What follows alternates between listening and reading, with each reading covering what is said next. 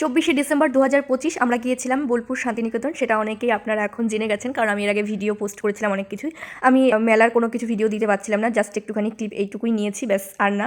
আর অনেকেই আমাকে মেসেজ করেছেন, অনেকেই আমার চেনা পরিচিত, যে কেমন লাগলো জায়গাটা।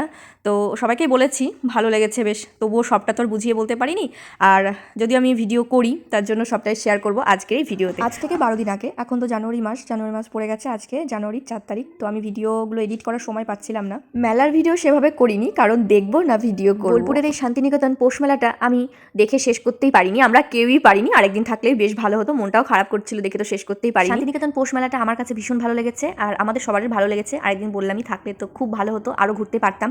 আমরা যদিও সবটা ঘুরতে পারিনি, কারণ আমরা গিয়েই সমস্ত অন্যান্য বোলপুর, রায়পুর, আরও যে সমস্ত জায়গাগুলো রয়েছে আমারও তো মনেও নেই, সেগুলো ঘুরেছিলাম। 25শে ডিসেম্বর সকালবেলা আমরা চলে আসি সোনাঝুরি হাটের উদ্দেশ্যে। এখানে আমরা একটু ঘুরে তারপর চলে যাব সোজা ঝাড়খণ্ড। আমার কাছে বোলপুর শান্তিনিকেতন ভীষণ ভালো লেগেছে, মনে হচ্ছিল যেন একটা কোন প্রকৃতির মাঝে চলে এসেছি, একটা অন্যরকমই ফিল হচ্ছিল। তো ভীষণ ভালো লেগেছে আমার কাছে। চাইলে আপনারা যেতেই পারেন, কোনো ব্যাপার না, ঘুরতে এই শীতে যাওয়াই যায়। আর কারা কারা গেছেন অবশ্যই জানাবেন। শান্তিনিকেতন যাবো, রবীন্দ্রনাথ ঠাকুরের ছবি নেবো না তাই কি কখনো হতে পারে? তো একটা ছবিও নিয়েছিলাম। আর শাড়িগুলো এত ভালো লাগছিল, মনে হচ্ছিল কোনটা ছেড়ে কোনটা নিই, মনে হচ্ছিল সবগুলোই নিয়ে নিই। তো লাস্টে কোনোটাই আর নিই। আমাদের কবিগুরু রবীন্দ্রনাথ ঠাকুরের জায়গা বলে কথা, ভালো না লেগে কি থাকতে পারে? আর আমার অনেক দিনের শখ ছিল এই সাঁওতালি নৃত্য করার। তো যাই হোক, শখটা ভীষণ তাড়াতাড়ি পূর্ণ হবে ভাবিনি। তো আমার ভিডিও কেমন লাগলো জানাবেন। টাটা।